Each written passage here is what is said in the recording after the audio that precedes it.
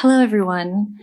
My name is Jane Kim, and I'm so excited to welcome you to the Through the Lens of K-Drama panel and Korean Literature exhibit event. Many thanks to this evening's sponsors, the Tory Honors College, the Pew Younger Scholars Fund, and the Malcolm Initiative for Arts in Evangelism and Missions. And thanks also to Butch and Dachi for a donation of Asian snacks, which we'll all enjoy together later this evening. I would like to start by telling you about someone I met in an airport a couple years ago. I was a bit bleary-eyed and looking for somewhere to sit during a layover. Suddenly there was a little South Asian girl, maybe 7 years old, standing in front of me. "Are you Korean?" she asked. Yes, I said. She was very excited to meet a Korean, she said. She had met one before, but it had been a man, and he had been like 50. Could she talk to me for a while? I sat down beside her, and she began to tell me about her love for K-pop. She practiced all the dances, and she was so curious about Korean food. Her dad had promised to take her to Korea for her 13th birthday, and she couldn't wait to try buldak.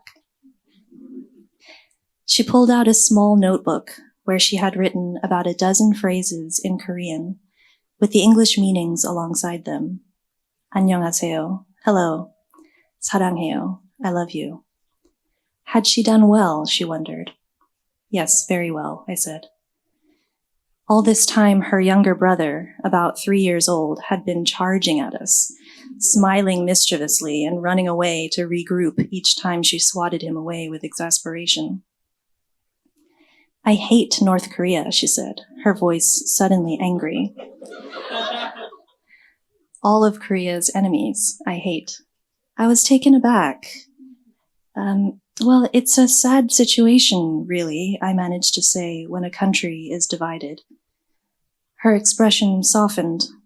"That's like us and Pakistan," she said. After a little while longer, I told her that it was very nice to meet her, but that I needed to catch my next flight. I stopped by the ladies' room, and when I came out, there she was again. "Could she give me a hug?" she asked. Yes, I hugged her, and then walked away to my gate. I was very impressed with her, but I felt a bit like the gentleman narrator in so many of William Wordsworth's poems, who is stunned and baffled by the wisdom and deep feeling of a child. In the poem We Are Seven, the adult narrator struggles to understand why the little girl continues to insist that we are seven, though 2 of her siblings have now passed away. In Korean poet Yoon Dong-ju's poem, Turgenev's Hill, Yoon invokes a poem by Russian writer Ivan Turgenev, a poem called The Beggar, which itself recalls a biblical story. In the book of Acts, Peter and John encounter a lame beggar. "Silver or gold I do not have," Peter tells him, "but what I do have, I give you. In the name of Jesus Christ of Nazareth, walk." Unlike Peter and John, Turgenev's narrator cannot heal the diseased beggar, but he grasps the beggar's hand, saying, "Don't be angry, brother. I have nothing, brother." The beggar responds warmly, saying, "What of it, brother? Thanks for this too. That is a gift too, brother." Turgenev's poem ends with the narrator acknowledging that, in this exchange, he too has received a gift from a brother. Though Yoon's poem cites Turgenev, I think he rather evokes the awkwardness of Wordsworth's narrator. Yoon's narrator, who does have some money in his pocket, calls out with friendly intention to 3 beggar boys, "Hey kids." But the children only glance at him before passing on, at ease in their shared company, and leaving the narrator bewildered and alone. Silence, or the struggle to communicate or express deep feelings and thoughts, is, as my Korean literature students and I have learned, a prevalent theme in Korean literature. And so perhaps it was very Korean of me to be unable to tell the little girl at the airport that her brightness was precious to me, that her love for a people she had not met was moving, that I believed in a God of love who made her and all of her potential. My hope for this project on K-pop, K-drama, and Korean literature has been that it might in some way be an expression of all the things I wish I could have said to that bright little girl. And I hope now that it will also reach others like her, who are curious to know and love other people and other cultures, who are wanting to share in the embrace of human connection, and who may be open to the gift, not of silver or gold, but of Christ. Thank you, and I'd like to turn now to our panel. I'll invite our faculty panelists up to the front as I introduce them. We have Dr. Daniel Kim, Associate Professor of Old Testament and Semitics in the Talbot School of Theology, Dr. Maria Wang, Associate Professor of English, Dr. Christy Min, Chair of Early Childhood in the School of Education, Dr. Christina Lee Kim, Associate Dean in the Rosemead School of Psychology, Dr. Lori Wilson, Associate Professor of Classics in the Torrey Honors College, and Dr. Christy George, Assistant Professor in the Torrey Honors College.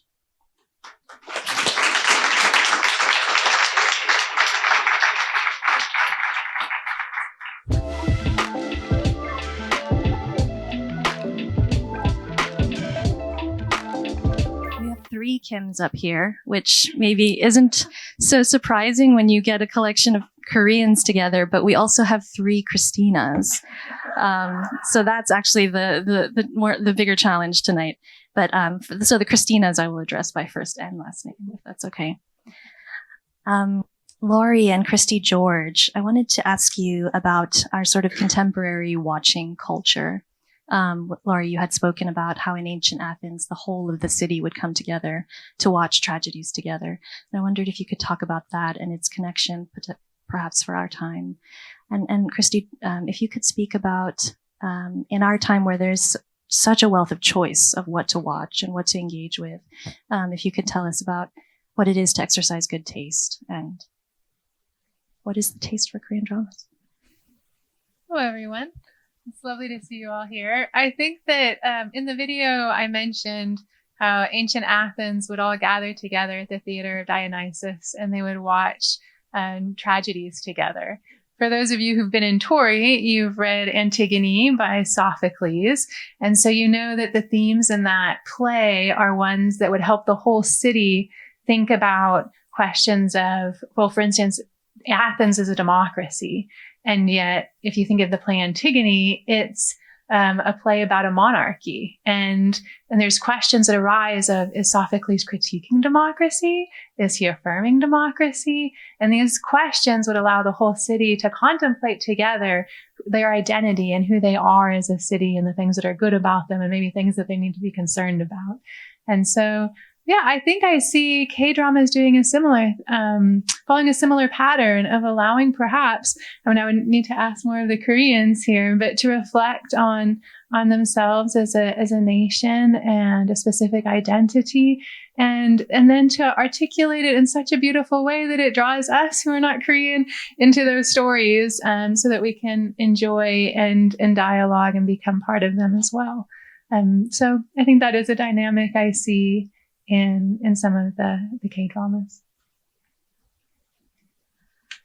I think the question of taste is layered always, but I think in part how it has grown my love for Korean food very specifically, which I'll get to. But some of my research, much of my research has had to do with sort of rehabilitating a notion of taste that is anchored in a slow getting to know the thing which first causes you a quick sort of pleasure. And in the mid 18th century, Voltaire writes about this as a faculty that comes very quickly before thought. And it's always linked to pleasure. But the thing that I think is perhaps different and distinct from our cultural sort of Instagram, TikTok centric use of it is it is personal. You might say my aesthetic, but it is also beholden to some kind of standard. So for Voltaire, it is both yours and it also may be bad, which is an indictment on much of the dialogue, I think, as we hear it today. And my entry into Korean dramas, which is still continuing, began because a good friend of mine, whose judgment I trust, which Voltaire says is a key aspect, said, "Oh my gosh, you've got to watch Crash Landing on You." And I was like, "What is this show?" And I was like, at the end, yeah, it's like the entry. But I was like, do I want to watch and read subtitles when I'm exhausted at the end of the day? And it took like 1.3 episodes. And I was like, I can't stop. And my husband was also watching with me. And we were both in love with Captain Ri, to be clear. And it was like this beautiful new thing. But of course, with the attraction to this new pleasurable thing, you don't yet know if it's good necessarily. Hopefully, there is a correspondence or a sense of harmony between you and the thing you apprehend, but that takes inquiry. And so I think there are a lot of ways to do this well. When I think about the notion of taste and K-dramas, though, I think of it on two levels. Is the thing itself tasteful? And then also, are we becoming tasteful fans or fans of good taste? So what does it mean to be a fan, especially as somebody who's not coming from inside of the culture? What does it mean to love this well? We were in the middle of Kansas when we started watching this, and there's just not a lot of kimchi in the middle of Kansas. But we found an hour and a half away a small Korean market that sold kimchi, and we decided, well, I guess we're just going to have to learn to make this food because it's really hard to get in this tiny town. And so we started kind of, thankfully there was still Amazon. It did take 7 days to arrive, unlike here, but it was there. So we could order things we had never heard of and soak them overnight. And it takes so much longer to make actually good bibimbap than I ever supposed. And so we got good at only bibimbap and japchae. Anything else, I would say, we do not yet know well. But it was wonderful enough for us as a family that when my son was born 3 years ago, we started Googling, when can you introduce your children to kimchi? And so, wait 6 months. But his first taste was on the floor of our car. He was 9 months old. And we were sitting in the parking lot of this Korean market, and our initial love for Crash Landing on You had, of course, expanded. We were through Reply 1988 at this point, and there's a lot more food in that one. And we were giving pieces of kimchi to my 9-month-old Edwin, and he was like, and he couldn't speak any words, so he just eat more. And some of his earliest words, though, were kimchi, and he still to this day says, "More gochujang, please." So it's become a family sort of love. But what I love about that in our tiny family anecdotal story is I do recognize that an initial curiosity perpetuated by an experience of pleasure kind of encouraged us to pursue an inquiry that was very rooted in physical taste, but also we did start reading a lot more about Korea and asking a lot of questions and asking each other, do you think this is actually a good show, or do we just like certain, these sorts of things? And why are there sparkles at the end of every episode? What does this mean about a cliche? And then we became very attached to the sparkles over time. So it's really beautiful to see how pleasure can grow into an informed love. And I think that is how to both be a tasteful fan and then determine if what you're watching is worth the merit of your enjoyment. So that's my long answer to my question. I love that story. And Daniel and Christina Kim, if you guys could extend this kind of conversation about taste into discernment and judgment and wisdom, and especially as Christians or as people of faith, what we should be choosing to engage with. Hi, everyone. So I come from a psychology background, so I'm going to kind of bring in some psychological stuff here because I started watching Korean drama probably in college, and then a little bit more so in grad school, and then definitely afterwards. But I remember when I was little, I was born here in the States. My parents immigrated from South Korea back in, like a year before I was born. So in the very early 70s. And growing up, I remember they would watch Korean drama. And back then they would watch it. There was like an hour of Korean programming. I forget what channel it was in the evenings, or they could also rent VHS, like these videos from Korean video rental store, and they would rent them because if you know Korean drama, there are multiple series, right? So lots of episodes, and they would get them in plastic bags, like 10, VHSs at a time. And back then I didn't really watch with them too much. I was living my kid life. And as a second generation Korean American. So growing up, I wasn't particularly into my culture. I lived in a mostly white neighborhood, wanted to be a lot like the white kids, was kind of embarrassed of being a minority. And so I kind of did, they did their thing in the evening. But again, as an adult, I started watching these K-dramas. And I thought, this is so fun. I love these K-dramas. And then fast forward to me now as a mom of 3 and my husband, and I'm like, when did I become my parent? I only watch the Korean dramas now, in the evenings. My husband will watch whatever on TV, but I'm only watching K-dramas. And I'm like, when did I become my mom?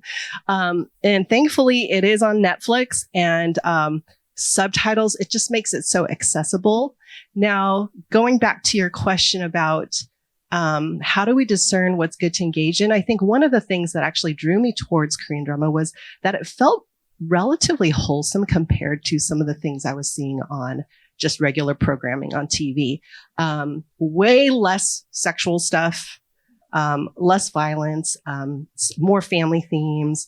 And so sometimes I was just drawn towards something a little bit more wholesome. And honestly, that's what I gravitated towards. Now, I think Korean dramas are getting a little edgier these days, and there are the more violent ones and things like that. But for the most part, you can trust, just generally speaking, that most Korean dramas you watch are going to be pretty family friendly, very PG. And if you've taken, I know some of you guys took my developmental psych class, we know that what we watch, what we consume affects us. Decades of research going back all the way from the 60s and onwards up, research on consumption of TV, video game, music, lyrics, advertising, media, movies. The content of what we consume affects us.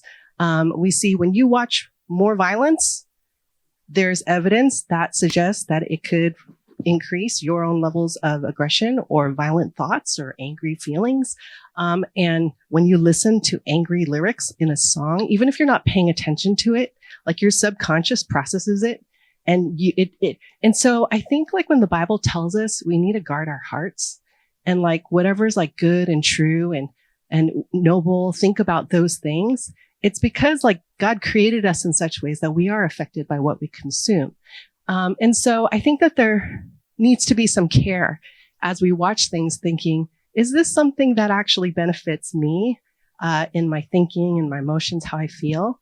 Now, that's not to say I never watch things that are kind of dark, because my episode in the series was on Squid Game. And if you've watched Squid Game, it's pretty gory, right?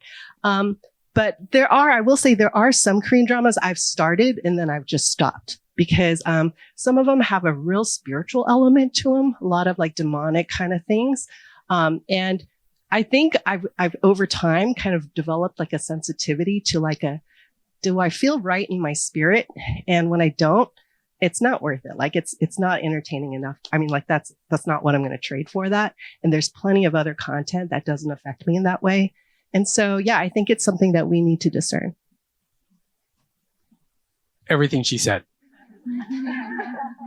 I did, ours was on Squid Game as well. I did it together with my daughter, and even the illustrations you're using, I was going to say the same thing. So, I hadn't watched K-dramas in a long time. The first time I watched them was when I was a student here back at Biola, back in some decade. But it was exactly that. We'd go to the video store and get these you get 10 of them at a time. And then we'd have like on a weekend binge. Yep. We were binging then and we just watch it all night.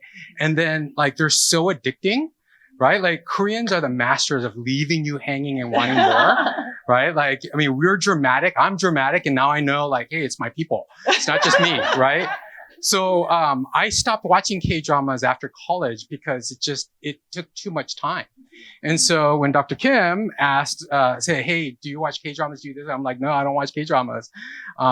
So then I decided to watch Squid Game with my daughter. I mean, of course, that's the one we pick in terms of, and I'm about to say like, be a picky consumer, right? But, when I was at seminary here at Talbot, we had a spiritual formation professor that he's no longer here, and he walks into class, right? And he goes, have you ever thought about the texture of the soul?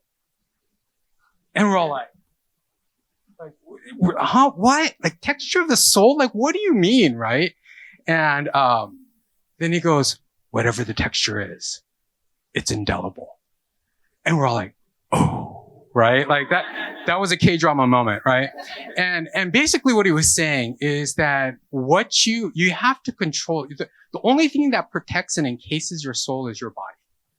And what you choose to bring through your eyes, what you choose to feel, what you choose to touch, all those things, that's the only gateway that you have to protect your body or to protect your soul. And so I'll take it one step further and say that our minds and what we think is really important to protect our soul as well, right? It's not just what we see, although, what we see is hugely important and it's the first thing that we see. It's the first thing the first contact that we have. But what do we think about it? And when we watch a certain drama or when we watch anything, when we consume anything, are we thinking about the worldview that it's talking about, right? When we think about like Romans 12:2, be transformed by the renewing of your mind, and only then will you be able to know and be able to test and prove what God's will is. And I think we think about God's will as typically an individualistic type of will. Like, what does God want me to do for my career, right? But when we talk about the Bible, often we talk about God's will as to like how he wants you to live your life, the manner in which how you live your life, not particularly what you do. Does that make sense? Right? So with us in Squid Game, you start to, my daughter and I, as we're talking through this, saying like, what is the worldview? And the competing worldviews were really, what are human beings? Right? Do we have value? Do we have intrinsic value? Are we made in God's image? Are we God's children? Or are we just pawns? Are we just horses that are being used by some rich person back and just as pawns, right? And the interesting thing is that it really is that view of human beings for thousands of years has existed, right? And so two very opposite, diametrically opposed points of view. So will you train your mind to be able to filter in and be able to critique what is good and what is not, beyond just even the violence and those different things? So the image that you gave us, both of you, of kind of collecting VHS tapes, and that makes me think of, as we don't really maybe think of that so much anymore, but it made me think, Maria, of you recently taught a class on Charles Dickens, and I wondered if you might connect Charles Dickens and the nature of his kind of serialization of his work with kind of the episodic nature of Korean dramas. And Christina Kim, also, if you could continue kind of your thoughts on time and kind of investment and time of time and longer term engagement. I recently learned about this thing called micro dramas. I don't know if you've heard of this, but apparently they are a series where each episode is about a minute long. So it's very much for kind of like a TikTok generation. But yeah, so this kind of question of this longer term engagement, what does that mean for us? Hi, everyone. So as the English professor, I'm going to slightly push back on what you said about the Koreanness, I guess, of the drama, making it addictive. I actually think it's the form itself, that it's a particular narrative form. And it's especially because it's a serial form, which actually originated in the 19th century Victorian period with Charles Dickens. He is the pioneer of the kind of serial storytelling. And it's the idea of telling a story in parts. So for Dickens, he would, the way he disseminated his novels was he would publish it in either family magazines or newspapers in either weekly or monthly parts. And you have to think about at that time in 19th century Victorian England, the types of reading that people were doing. There's fiction like Dickens, and then it's philosophy and theology and, not narrative stuff. So, his novels were wildly popular because I think there is that narrative element, and it's being serialized where it's coming out at a set time, and he's writing according to that. So I definitely think that, there's obviously thematic elements that make Korean dramas very addictive, but it's also the format itself, that it's this kind of episodic serial episode that's really different than maybe, American sitcoms, right? Where there isn't this like continuing plot that you're tracing over time. So I think that's definitely a huge reason why they're popular. And just to think about in terms of a counterpoint to American television, Korean dramas, for the most part, although I think Squid Game and some of the newer dramas break this rule, usually aren't multi-seasons, right? So in American dramas, you have these multi-season formats where the plot gets diluted. I mean, the next season, the evil person is like the brother of the brother, because they're expanding that world, right? Like the plot digresses and it dilutes. Whereas most Korean dramas, it's just one season. And so it's a very tight narrative structure. You have a set of characters, they're fully developed. And so I think that also contributes to the enjoyment because you're you're watching something that has been fully thought out as a narrative arc versus American television that had, multiple seasons. And then eventually, maybe the first season's great. And then by the third or fourth, it's gone off the rails. So I really think that narrative formal element, the structure of it, is a big reason why Korean dramas are so compelling, because they can tell really good stories in this kind of format. Of course, I think as some of the dramas now do have multiple seasons, and so it is kind of veering away from that. But I think that is a big element of its success.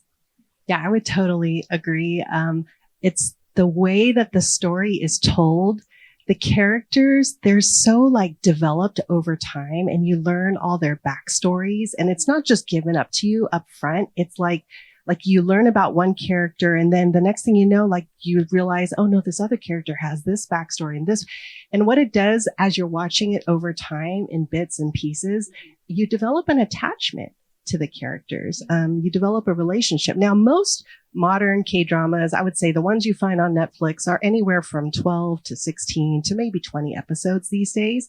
Back in the old days, there were some like 40 episode, 60 episode K-dramas. Like if any of you watched Giant back in 2010, like that's 60 episodes. It was, like after it was done, I'm like, I miss them, cause you develop such an attachment. Like you want to know what they're doing now. They're actors, but because you develop an affection.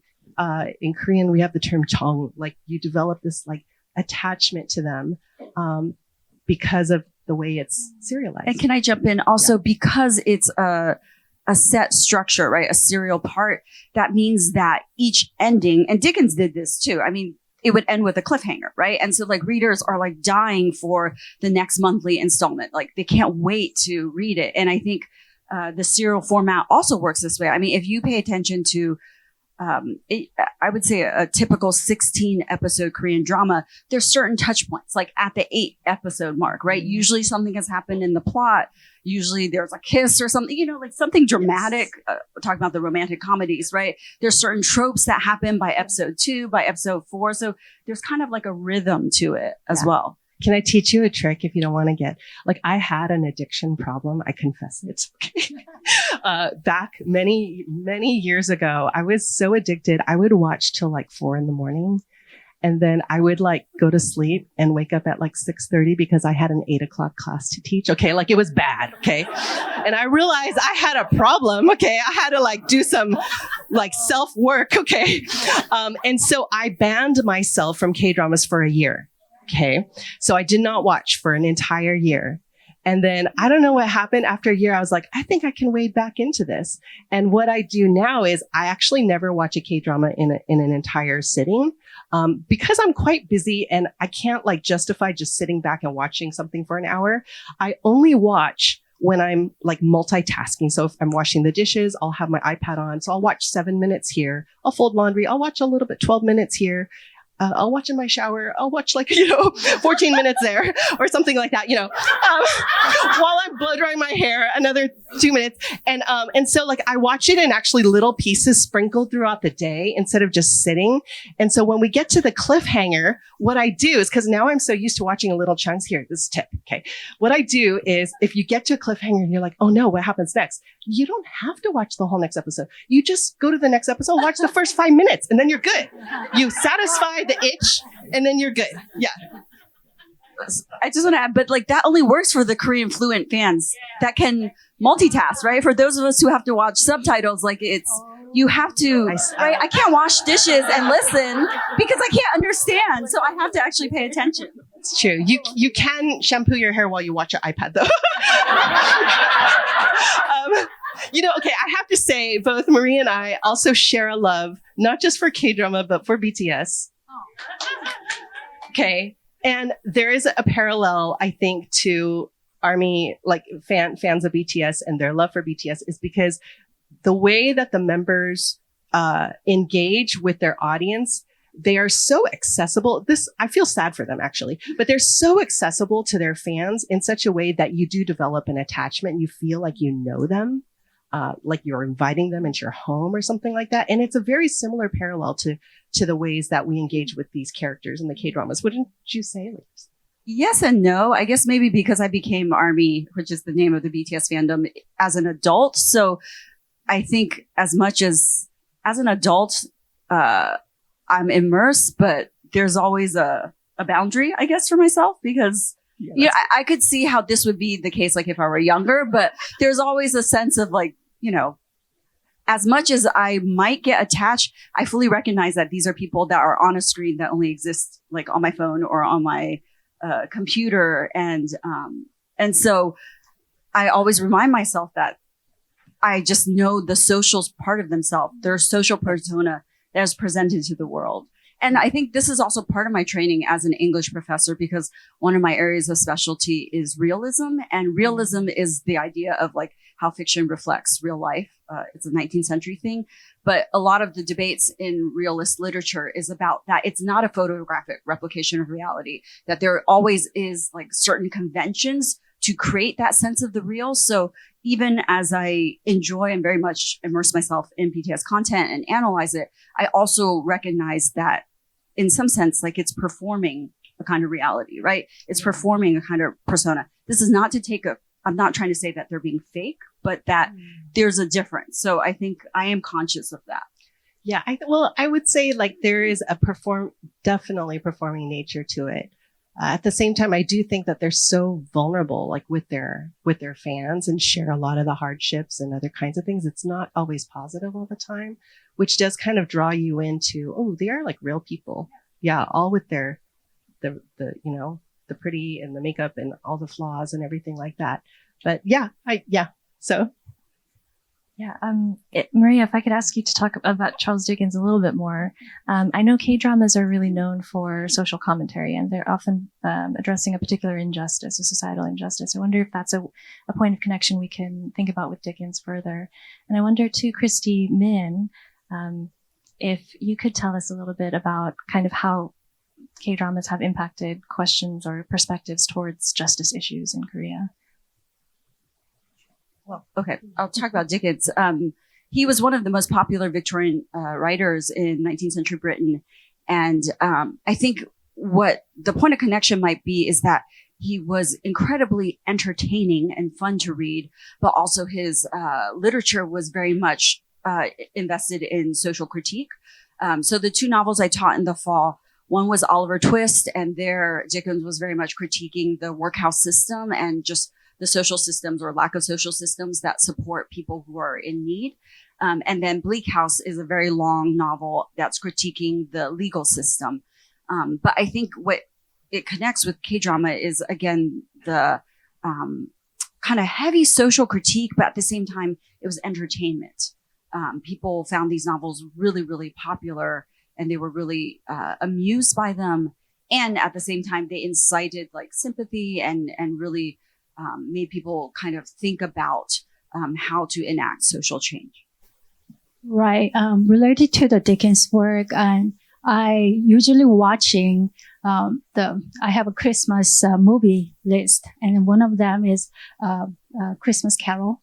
So the last scene is when the credits coming up, and you might notice or not, but there is two men, a little man, and then Mr. Scrooge is working together. That is a teeny Tim. Yeah.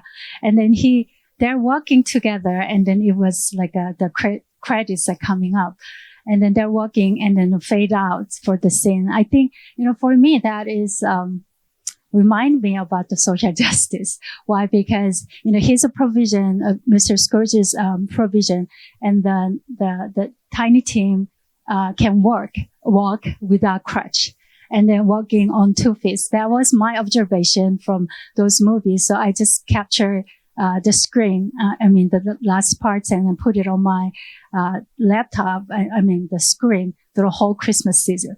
So Christmas season is not about the giving, not about the receiving, about the giving, the season of giving, right? So I think related to the, that I just can imagine, or just visioning about, my definition about social justice is a two person who's working, and then because of the, transformation. He was a really, stubborn person.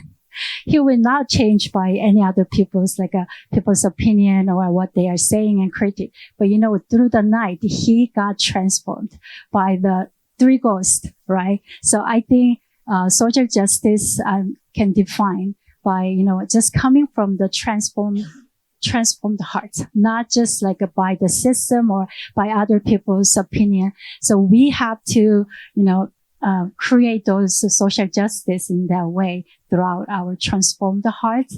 And then we have to give all things to the, people in need. So I think I can just, if you have a chance for this Christmas, you can just stay with the credits coming out, and you can see two guys, and the little one and the big adults can walk away through the scene. And I think that is, social justice means to me. And then relating to the one I, recorded about Sky Castle, that is about the parenting and then the craze, the education system in Korea right now.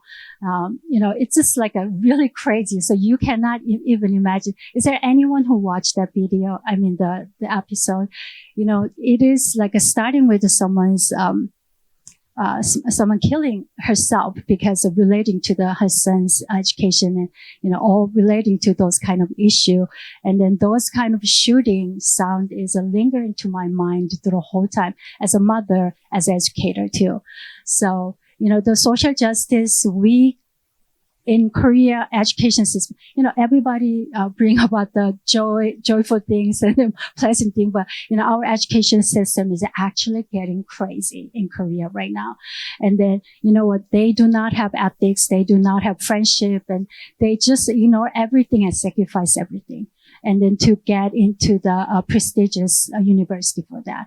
And especially the people who have a privilege and who have inheritance, they want to keep that one as it is. So that's the problem. So, they are using those kind of education system as a tool to keep their inheritance and all privilege they have. So that's why, deviating the rich people and then the poor people, deviation is getting bigger and bigger in this, Korea society right now. So, I don't know what we can do for that, but I just keep reminding by the last scene with, the Mr. Scrooge. and then the little tiny Tim walking together. He's just like become so healthy, and he's just walking through with him, and then they having conversations. So I think that is the social justice I'm looking for.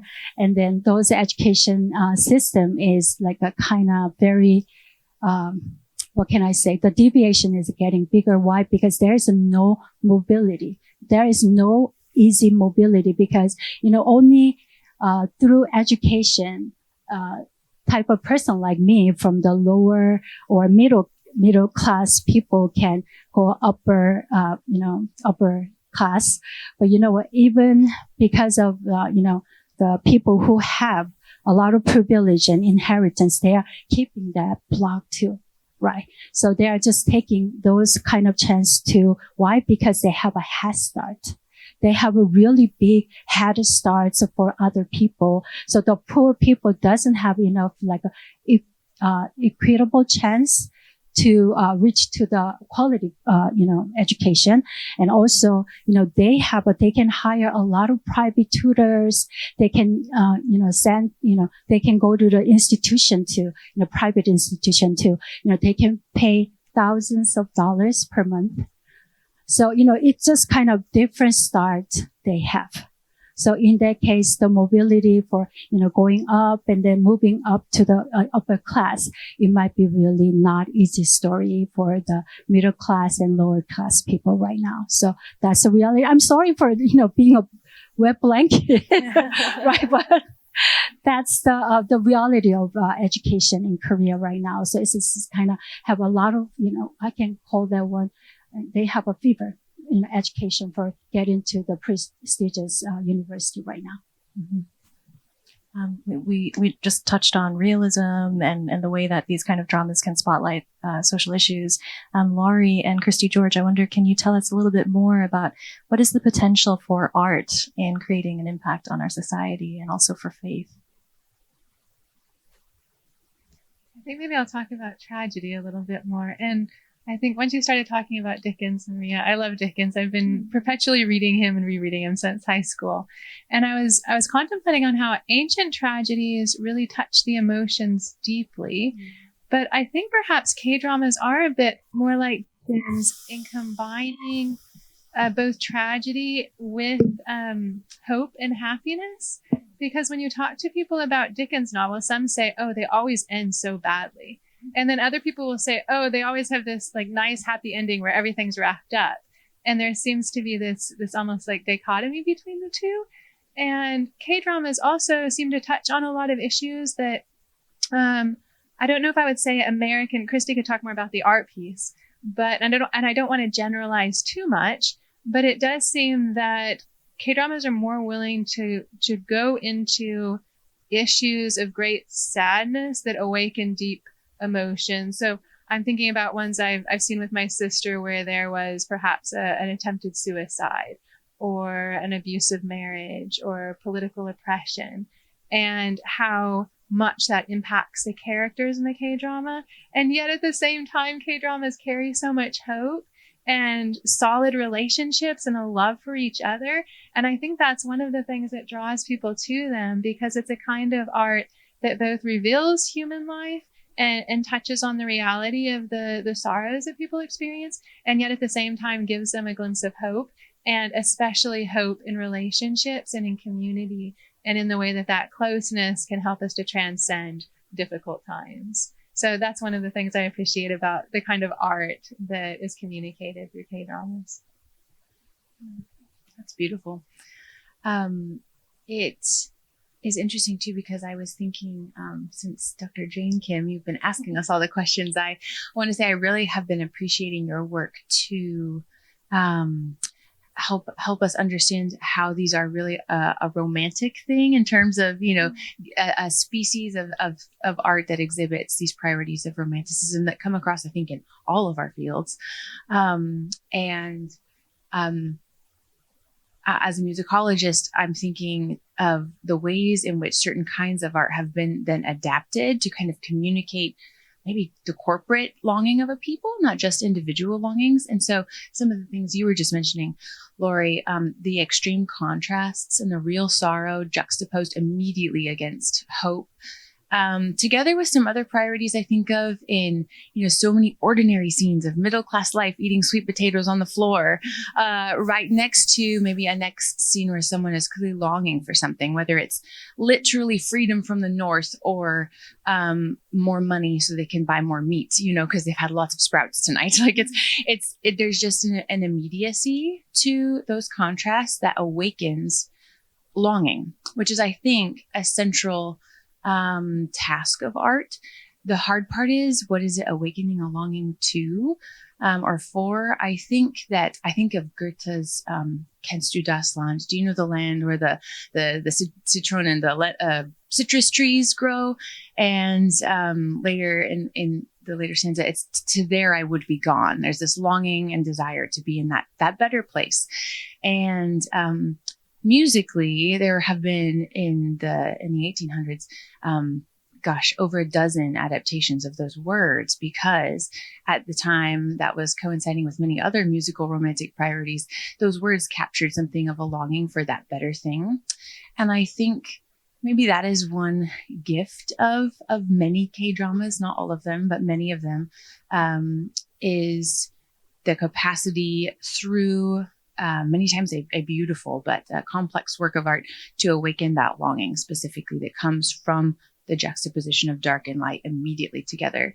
And I don't think have the goal of answering the question for what do we long, but certainly awaken the conversations about that. That's such a perfect way to kind of lead us into the literature exhibit portion of the evening as well. You may have noticed on your flyers, we've titled Everything Yearned For. But maybe we can take just a couple minutes to take some questions from the audience, if there's questions. Hi, thanks for the presentation. I'm not a huge K-drama fan. I'm getting into it last term a little bit. And one thing that I was realizing watching was that the depiction of male and female characters are fairly different from the depiction of male and female characters in American dramas. In particular, there's, I think in Korean dramas, people are okay to make female characters more socially feminine, let's put it this way. In the sense that people will anticipate the female character to rely on the male character, and for the male character to do certain things that are in some ways Homerically heroic to save the lady, and so on. I'm just wondering, do people take that as a concern or a problem in Korea? Do people see that as a way of expressing sort of oppression towards women or things like that? If not, why is it not the case? Personally, I think it's okay, but I'm just curious. The depiction, I think, is okay. I'm not saying oppression is okay. Sorry, just to clarify. But that's kind of the question.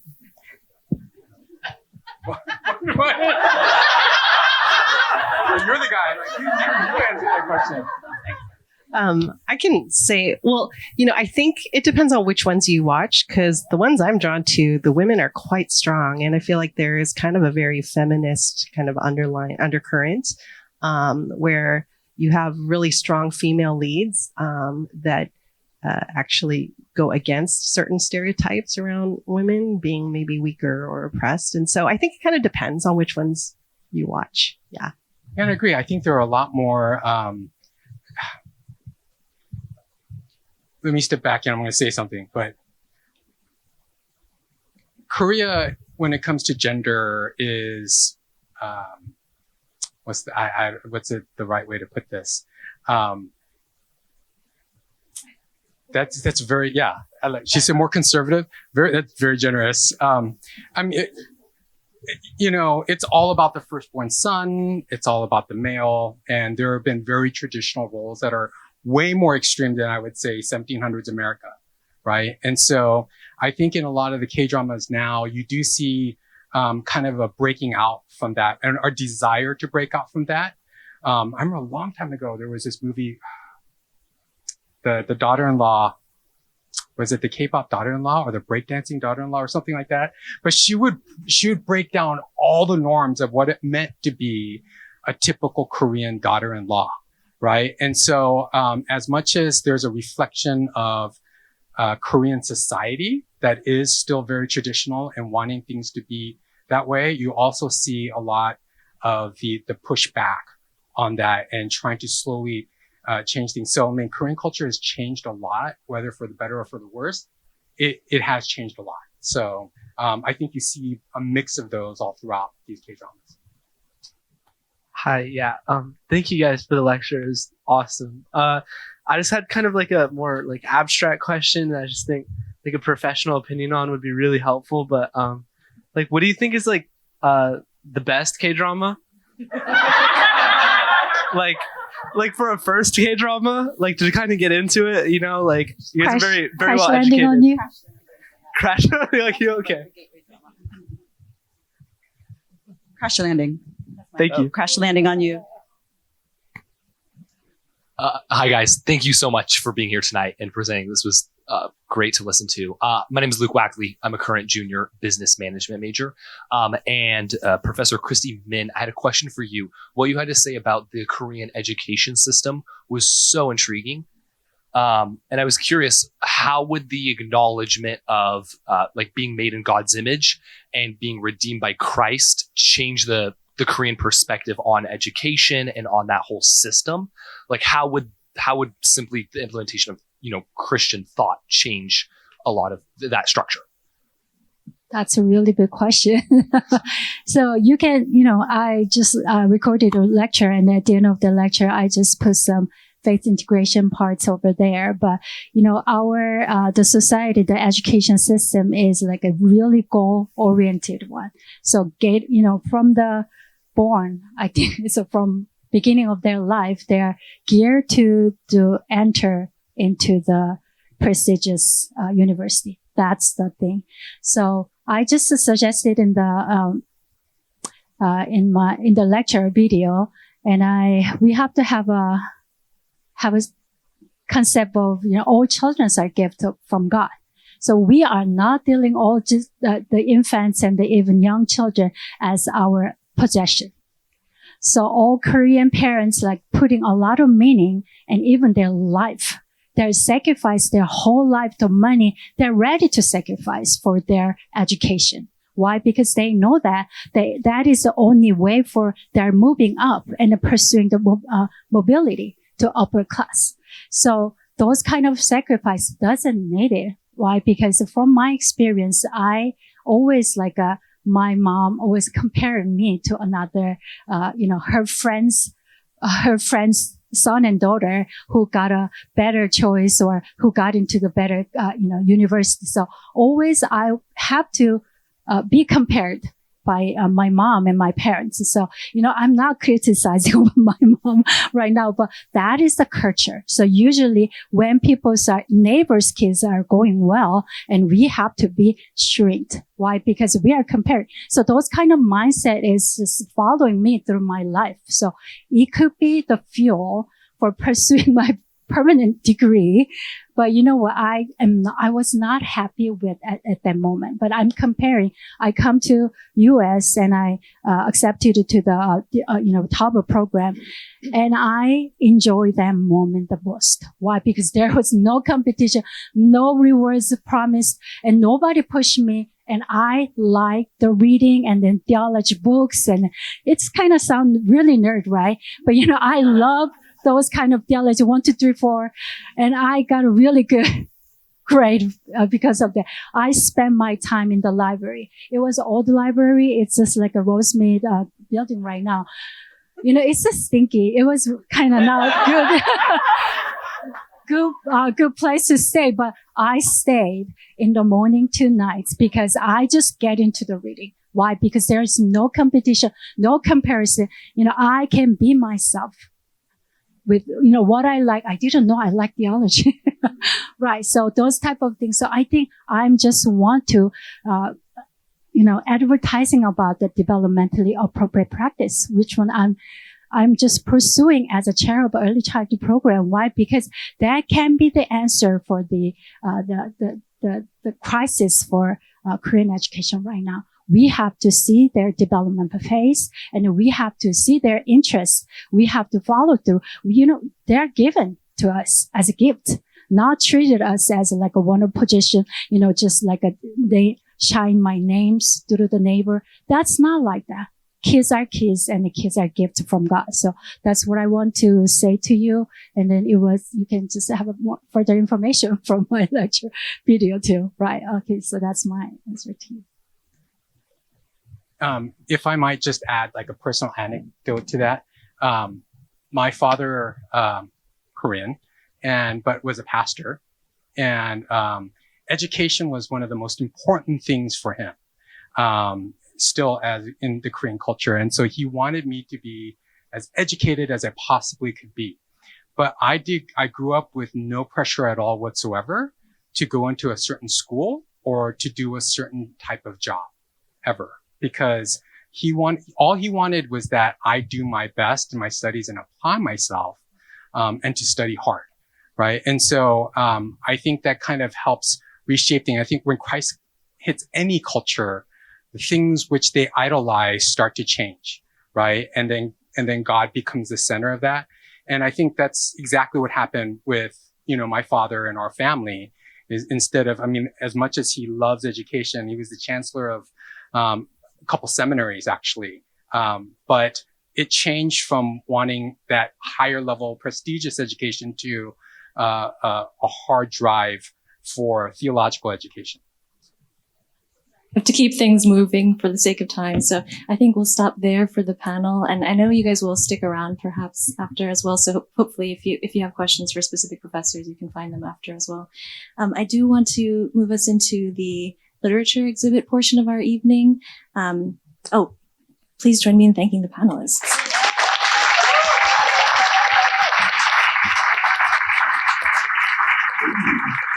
And if you would like to hear more from them, we have the QR code, which links you to the YouTube series, and you can watch more from our speakers.